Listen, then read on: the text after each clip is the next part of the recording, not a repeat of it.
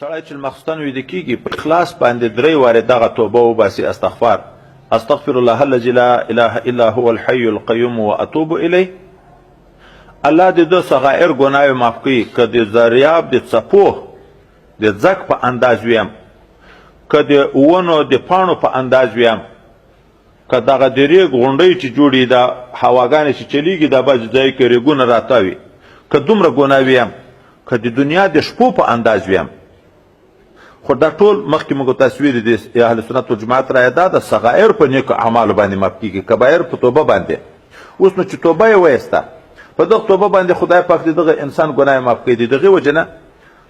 چې څومره څوک استغفار په دنیا کې ډېر ویایي عملنامه کې به په قیامت کې ګناه نه وي حساب یې ډېر اسانه وي نو په موجوده وخت کې د آخري وختو کې خصوصا خلیفه مبارک په دا ویلي چې نن سبا خوراکونه نظرونه مجلسونه اکثره ګډوډ دي د وظیفو کې ځکه ذوق نشته نو په شواروز کې یو وارې په اخلاص سل وارې استغفار ویل د هر بري دپاره به د ویله چې ضرور دي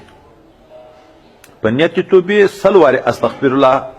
العظیم استغفر الله العظیم چې ووایي خدای پاک یې هغه ګناه معاف کوي نو په وظیفو کې چې کوم قدرات د ګناهو د وجې نه راغلي هغه خدای پاک ختموي نو بیا په ذکر کې ذوق پیدا کېږي اثر پیدا کېږي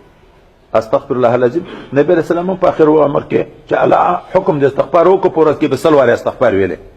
نو دا استغفار